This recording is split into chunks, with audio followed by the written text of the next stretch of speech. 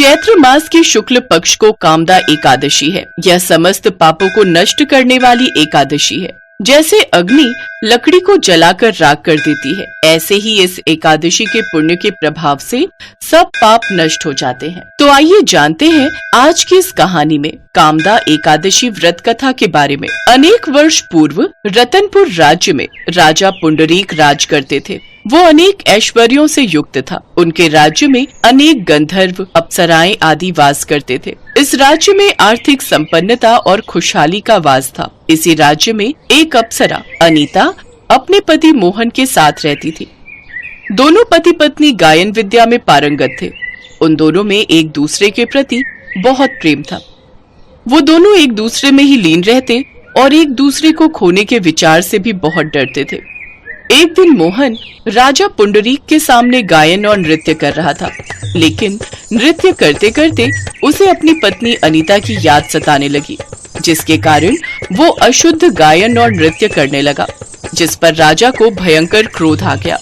हे मूर्ख, तू मेरे सम्मुख गायन प्रस्तुत करते हुए भी अपनी स्त्री का स्मरण कर रहा है। मैं तुझे श्राप देता हूँ कि तू नरभक्षी दैत्य बनकर अपने कर्म का फल भोगेगा। महाराज पुंडरीक के इतना कहते ही मोहन एक विशालकाय राक्षस बन गया। उसका भयंकर मुख, विशाल पहाड़ समान गर्दन और सिर पर भयानक सींग, बड़ी बड़ी डरावनी आंखें उसे काफी भयभीत बना रही थी। ये क्या हो गया? मैं ऐसा भयानक राक्षस?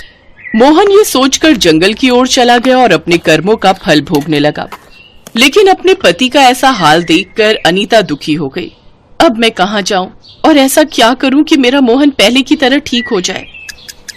उसकी पत्नी अनीता भी उसके पीछे पीछे जाती और उसकी हालत देखकर विलाप करती रहती।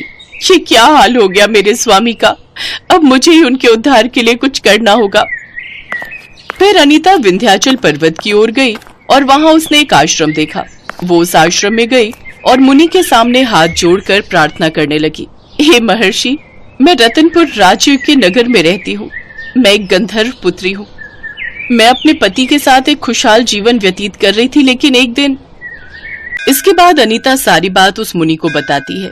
महर्षि, कृपा कर उन्हें राक्षस योनि से मुक्त करने का कोई उपाय बताइए। महर्षि ने कहा, चैत्र मास की शुक्ल पक्ष की एकादशी का नाम कामदा है। उसका व्रत करने से प्राणी को पुण्य प्राप्त होते हैं। यदि तुम अपने व्रत के उस पुण्य को अपने पति को दे दोगी तो वो सहज ही राक्षस योनि से मुक्त हो जाएगा और वो राजा के श्राप से मुक्त हो जाएगा। सच महर्षि, तब तो मैं अवश्य इस व्रत को करूंगी। ऐसे ही कामदा एकादशी का दिन भी आ जाता है।